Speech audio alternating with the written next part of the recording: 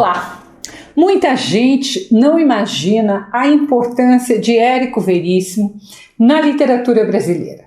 Acredito que ele está no mesmo grupo de Machado de Assis, Guimarães Rosa, Clarice Lispector, Graciliano Ramos, Drummond, entre outros que eu lembrei agora, tá? Ou seja, os maiores escritores brasileiros de todos os tempos. Aqui no canal eu cometi uma falha, demorei muito para começar a falar do Érico Veríssimo, mas eu já falei de O Senhor Embaixador, que é um livro que foi uma escolha bem proposital, porque é impressionante como esse livro, que trata do imperialismo americano na América Latina, está atual hoje em dia, né, com o nosso amigo Trump querendo mandar na América Latina. Depois eu falei de Ana Terra, que é um recorte da maior obra do Érico Veríssimo, que é O Tempo e o Vento. O Tempo e o Vento, ele é composto de vários volumes, então eu vou fazendo vídeo, eu vou analisando aos poucos, porque é uma obra de fôlego, tá?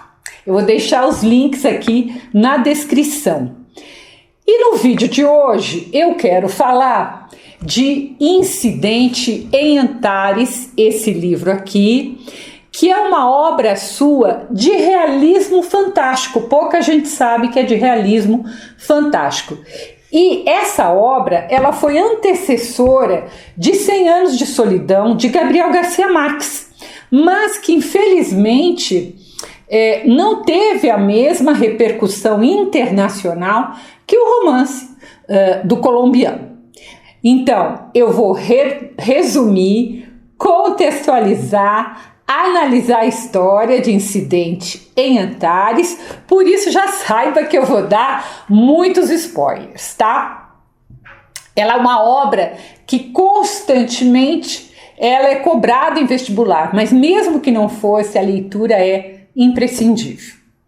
O livro, ele é grande, né? E ele se divide em duas partes.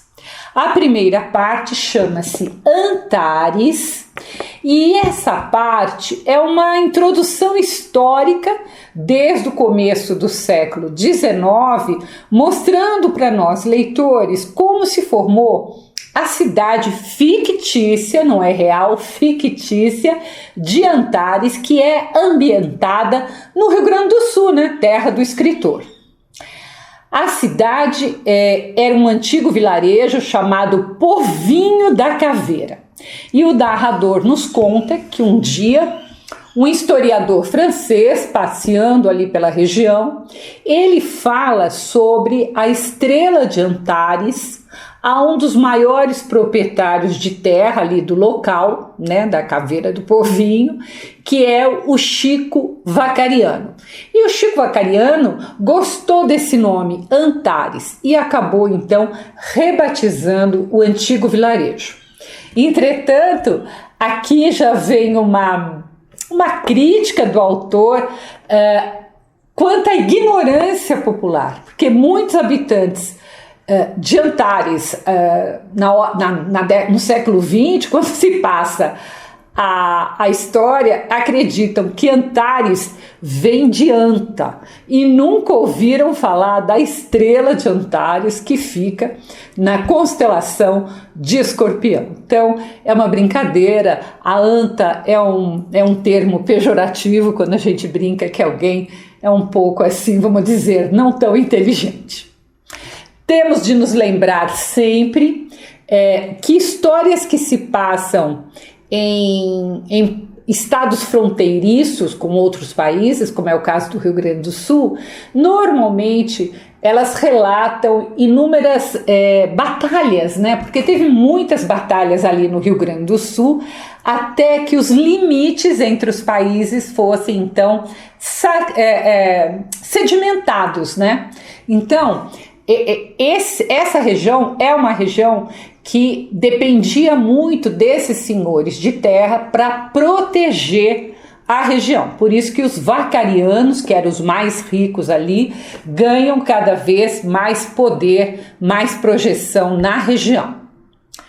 Na formação de Antares, houve também uma rivalidade durante muitas e muitas décadas, uma rivalidade até sangrenta entre as famílias, então, a Vacariano, que sempre morou ali, sempre esteve ali, e uma nova família chamada Campo Largo, que nessa época compraram terras e mais terras na região, era uma família rica. Então, durante gerações, as duas famílias brigaram, inclusive com morte. Mas no século XX, que é quando se passa a nossa história, ou pelo menos a maior parte dela, os patriarcas das duas famílias, que é o Tibério Vacariano e o Zósimo Campo Largo, eles estavam em paz, eles haviam até se tornado amigos de frequentar a casa um do outro. E, gente, isso é uma coisa muito comum que acontece quando há interesses comuns. E o interesse comum das duas famílias era se manter no poder, tá? Então, eles eram aliados. Nessa primeira parte, o narrador ele vai nos contar que aconteceu um incidente que mudou completamente a cidade. Mas nessa primeira parte ele não nos diz o que foi esse incidente.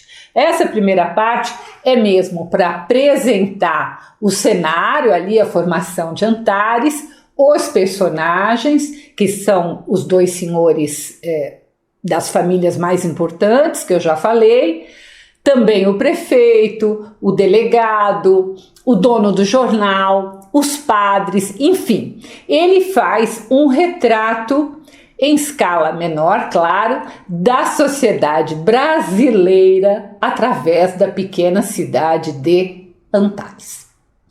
A segunda parte do livro é chamada, então, O Incidente. E é quando nós, leitores, vamos saber qual foi esse incidente e as suas consequências. Então, é nessa parte da história que o autor se utiliza de realidade fantástica. Na primeira parte ele não usa, tá? Ele vai usar então agora na segunda parte, ou seja, ele vai introduzir o elemento fantástico na vida das pessoas, por isso que chama realidade fantástica.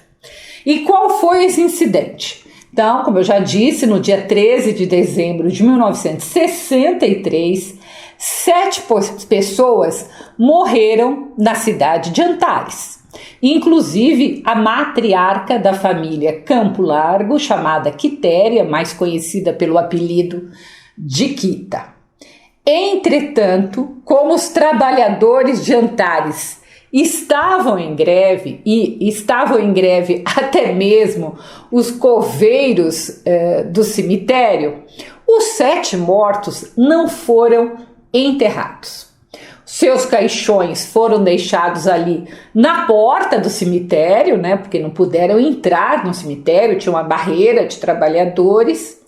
Mas, quando todo mundo foi embora, em um dado momento, os mortos se levantaram dos seus caixões e se encaminharam para o centro da cidade. Primeiro, cada um foi para a sua própria casa, antiga casa, né, de antes de morrer, tentar resolver ali algumas pendências que ficaram inacabadas, se despedir, essas coisas que a morte nos pega tão de surpresa. O interessante é que os 7 mortos representam pessoas da sociedade, as camadas. Então, a Quitéria Campo Largo é a matriarca aristocrata, símbolo ali da tradição e do orgulho de classe, né? E que, ao contrário do que ela havia pedido, ela descobre que os seus familiares, ela deixa uma herança enorme para eles, mas eles não a enterraram com as poucas joias que ela havia pedido para ser enterrada no caixão. Eles tiraram as joias. Então isso assim deixa ela muito brava, né, quando ela ressuscita, entre aspas. E aí, de tanta raiva, quando ela vai ali ver a família dela, ela ouve como eles são ambiciosos e ela pega essas joias e joga na privada. Um outro morto é o doutor Cícero Branco. O Cícero Branco, ele é advogado, ou era, né, um advogado corrupto, hipócrita, que fez inúmeras negociatas com os patriarcas ali, tanto do Vocário como do Campo Largo, com o prefeito, com o delegado, e que vê na sua ressurreição uma oportunidade de desmascarar para toda a cidade os seus antigos comparsas. Ele chega até a fazer um documento ali com uma data retroativa em que ele entrega esses comparsas. O terceiro morto é João Paz. João Paz era um trabalhador militante de esquerda que foi preso, torturado e morto pela polícia de Antares.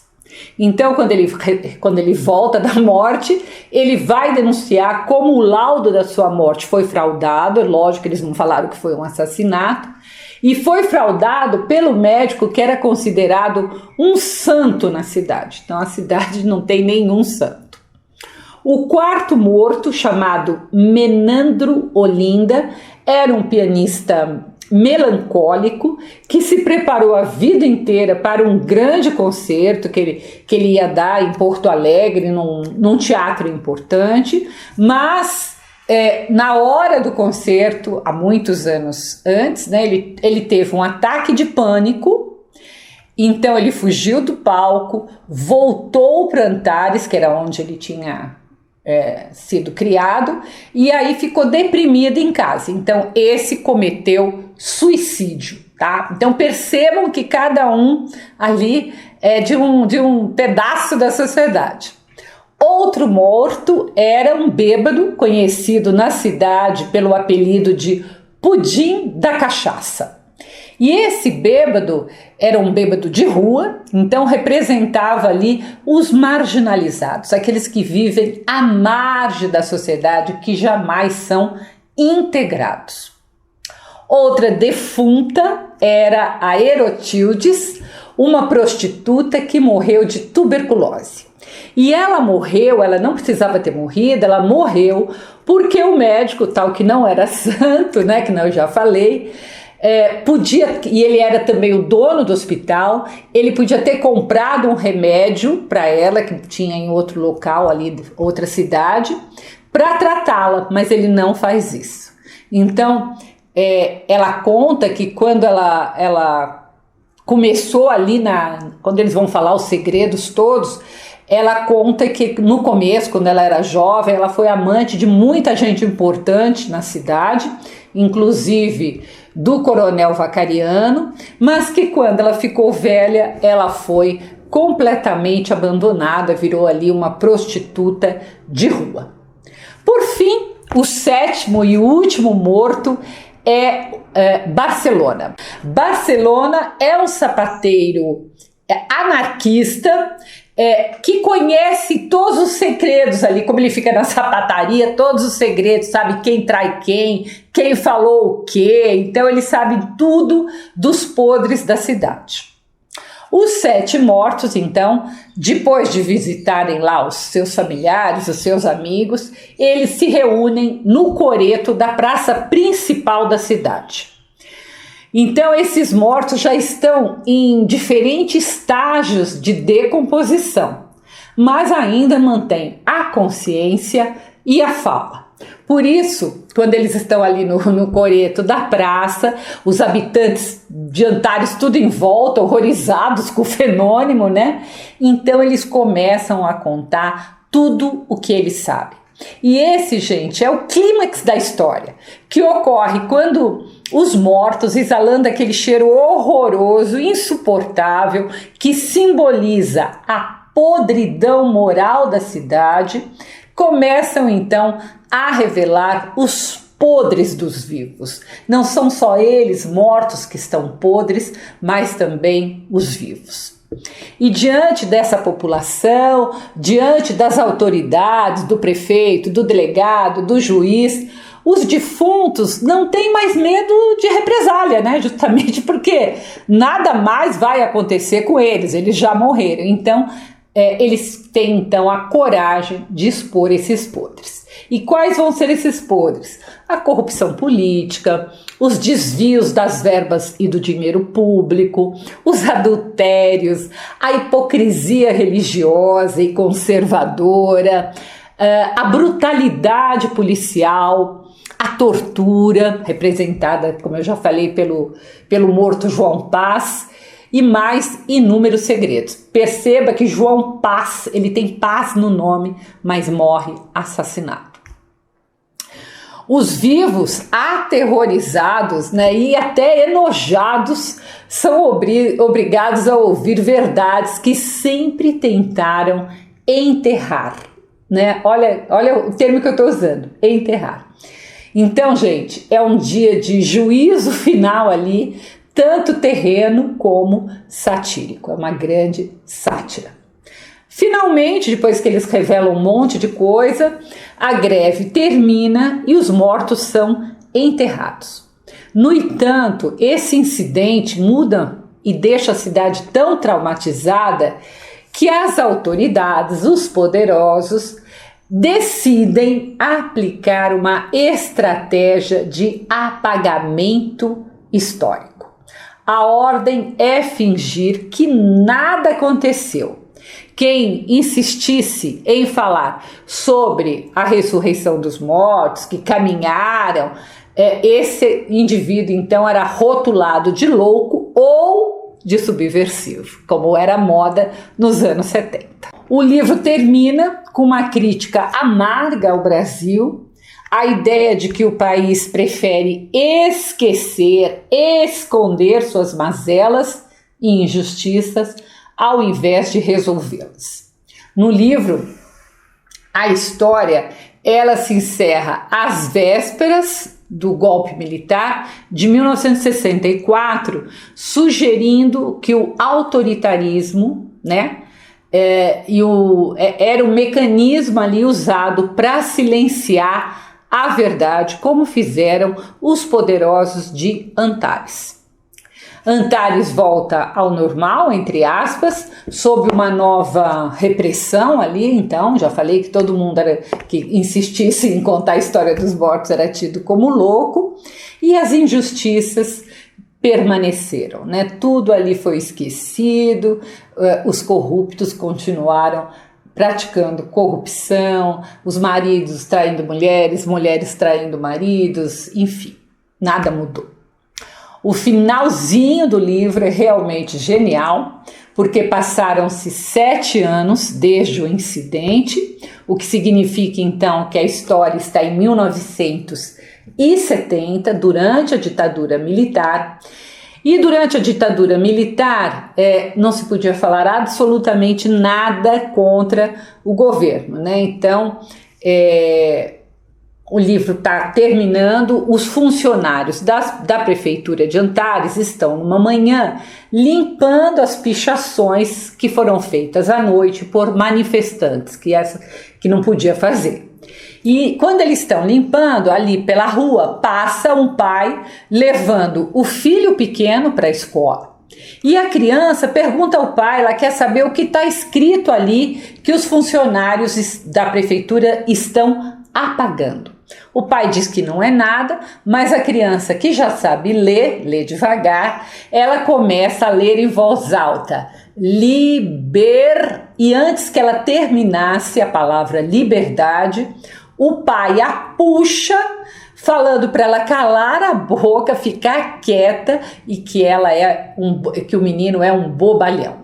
E assim a história termina, tá? Mostrando então ali a censura e a falta de liberdade. Vamos à análise. Publicado o livro em 1971, em plena ditadura militar, Incidente em Antares é a última grande obra de Érico Veríssimo. O livro é uma sátira política e social feroz. Ela misturando realismo fantástico com uma cronologia, com uma história detalhada, então, do lugar ali do Brasil. O livro é também uma sátira, gente, atemporal, já que a corrupção e a hipocrisia das elites e dos nossos políticos continua tão atual, né? Então, uma coisa que ele relata lá de 1970, início da década de 70, a gente verifica até hoje. Por que ele usa o realismo fantástico? O uso do realismo fantástico, que é uma das poucas incursões de Érico Veríssimo nesse gênero, foi usado aqui para potencializar, claro, a crítica social, chamar a atenção, e também para escapar à censura que existia na época da ditadura. Muita gente que não viveu naquela época não acredita, mas sim, tinha censura, a gente não podia ler, a gente não podia falar, a gente não podia fazer um monte de coisa na época da ditadura. O livro, ao fazer o retrato de Antares, também está fazendo o retrato do Brasil. Explora a formação violenta do país e a cultura de silenciamento que existiu, gente, com repressão, sempre existiu essa tentativa de silenciamento. Hoje em dia isso está um pouco diferente em virtude das redes sociais. Os extremistas, né, que alimentam muitas redes sociais atualmente, ao invés de apagar, eles mudam os fatos. Então eles dão novos nomes ao que realmente aconteceu.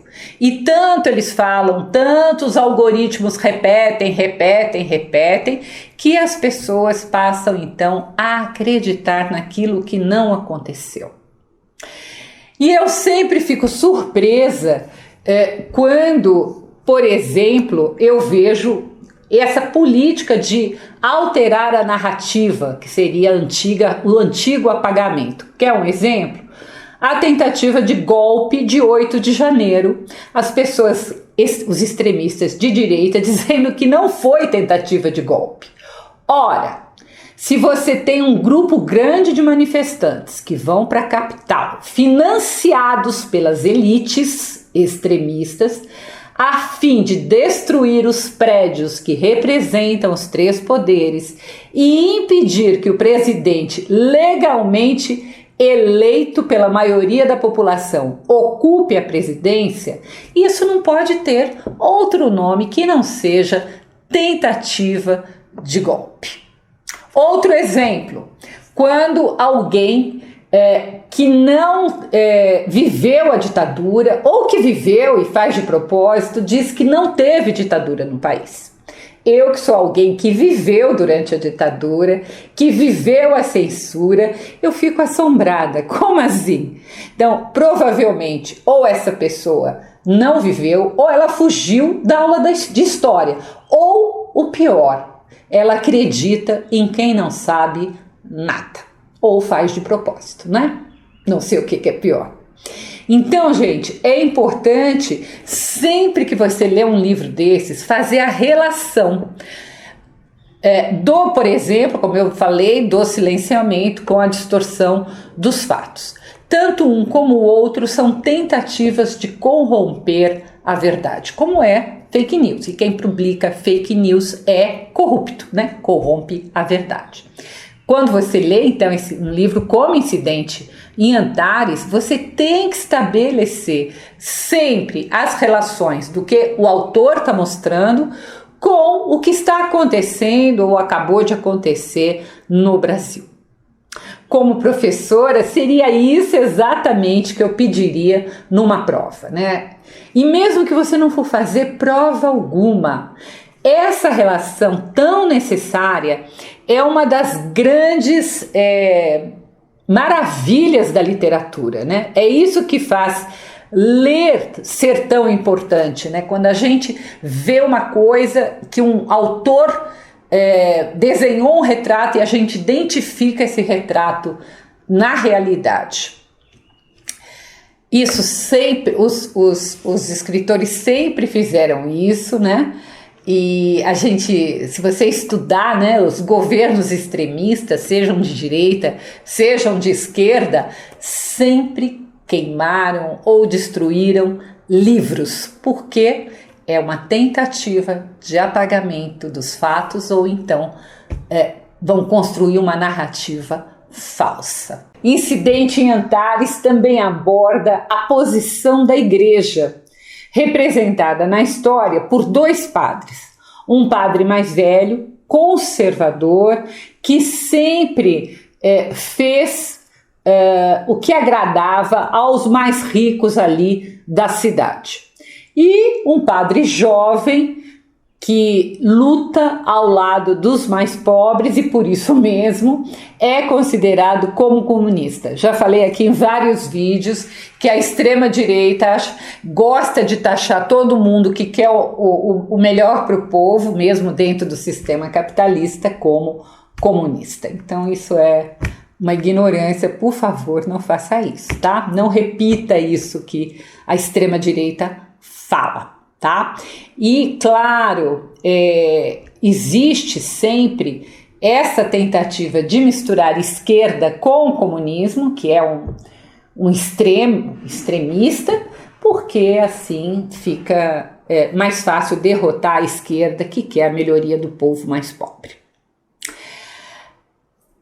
Essa crítica à igreja, ela é interessante, e o padre novo, ele diz que só agora a igreja está voltando à pureza, sua pureza original, e que por muitos séculos os príncipes da igreja, né, os príncipes da Santa Madre, eles serviam a quem? Aos reis, aos presidentes, aos ministros, aos senadores, aos milionários, né? E voltaram então as costas para o povo. E o padre ainda diz que eles tratavam de convencer os mais pobres que era para eles aceitarem a pobreza porque eles teriam o reino dos céus. Então a igreja usou muito isso durante muito tempo para fazer todo mundo ser cordeirinho, né, para ninguém se revoltar contra os ricos. Graças a Deus isso está mudando, e mudando inclusive a igreja também. Ou seja, gente, o Érico Veríssimo, ele toca na ferida, né, de como a igreja foi durante muitos e muitos séculos tanto aliada dos mais poderosos, inclusive mandava tanto contra os poderosos, o clero de antigamente, como ela fez essa escolha depois, mesmo saindo do poder, como ela fez essa escolha pelos mais ricos, né? Aqueles que tinham condição de mantê-la. Eu sempre digo também aqui no canal, não confunda fé com religião. Fé é uma coisa e você não precisa ter religião nenhuma para ter fé. Agora, tem gente que gosta, que se sente bem em participar de um grupo religioso, então participe sim, se isso te faz bem, mas sempre fique muito atenta com padres, pastores, rabinos, pais de santo, que pedem dinheiro, que é uma coisa que não tem sentido. Você pode ajudar diretamente os pobres, diretamente uma obra social, tá? Ou então esses representantes das igrejas diversas, das religiões diversas, que querem fazer parte da política. Desconfie. Isso é uma outra coisa que pode cair numa prova, essa relação de como hoje a gente tem bancadas no legislativo representando religiões, o que, da minha modesta opinião, é a completa distorção da fé. Vamos lembrar que religião é feita por homens como eu, como você, que erram e erram muito, né? Senão nós não teríamos pedofilia, não teríamos abuso sexual, corrupção de dinheiro dos fiéis, etc. e tal, tá? Veríssimo também faz a crítica à imprensa no papel do personagem que se chama Lucas Faia, que é o jornalista dono do principal jornal da cidade de Antares, ironicamente chamado A Verdade, mas que não publica sempre a verdade, porque ele deve favores aos poderosos de Antares, que são inclusive ali meio sócios do jornal dele, tá? Então ele se cala por medo de perder a posição dele. Então, o jornalismo que se cala frente à corrupção, frente à tortura, frente a desfalques do dinheiro público e a violência, não tem, a meu ver, qualquer valor. Também é o desvirtuamento da imprensa. Até a literatura não foi esquecida por Érico Veríssimo. Há um trecho em que a dona Quitéria Campo Largo está conversando com o professor sobre literatura, né?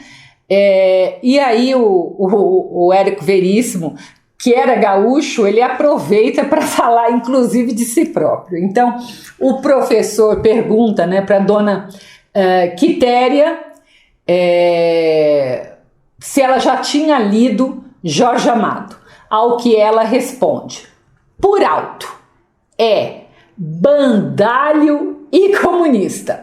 Aí o professor pergunta novamente, e o nosso Érico Veríssimo? Olha o escritor brincando com ele mesmo. E aí a dona Quitéria responde, nosso pode ser seu, meu não é. E ainda ela completa, quem vê a cara séria desse homem não é capaz de imaginar as sujeiras e os despautérios que ele coloca nos livros dele. E o professor pergunta a ela, a senhora diria que o Érico Veríssimo também é comunista? E aí a dona Quitéria pensa um pouco ali e aí ela responde que em matéria de política, o Érico Veríssimo é um inocente útil. Claro que isso é uma brincadeira, uma ironia do escritor, né? Mas que nos mostra bem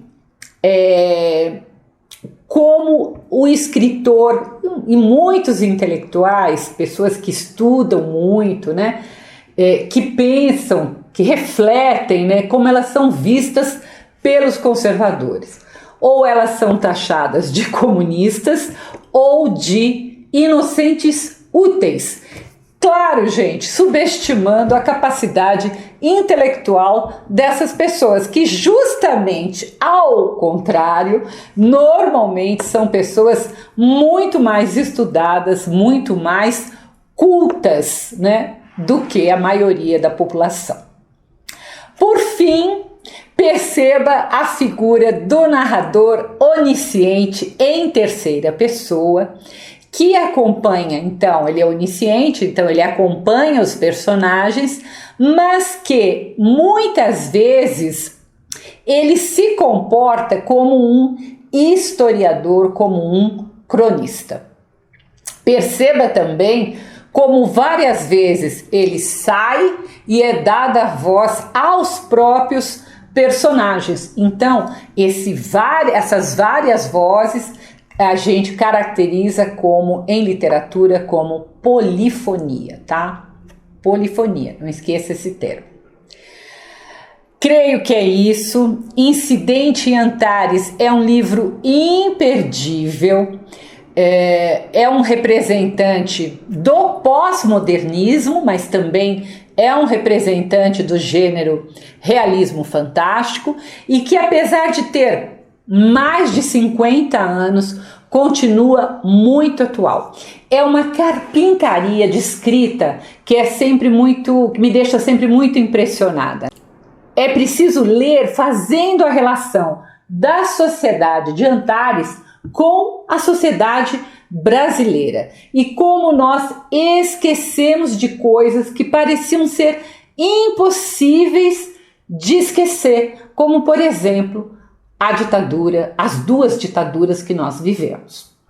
Como eu estava relendo agora para fazer o vídeo, e quando eu lembrei dos 7 mortos, né, eu lembrei dos mais de 700 mil mortos pela Covid, e que o governo Bolsonaro, que era contra a vacina, que mandava tomar cloroquina, que não tinha menor efeito, né, não tinha absolutamente nada a ver com Covid, né, Como tudo isso parece que uma parte da sociedade esqueceu.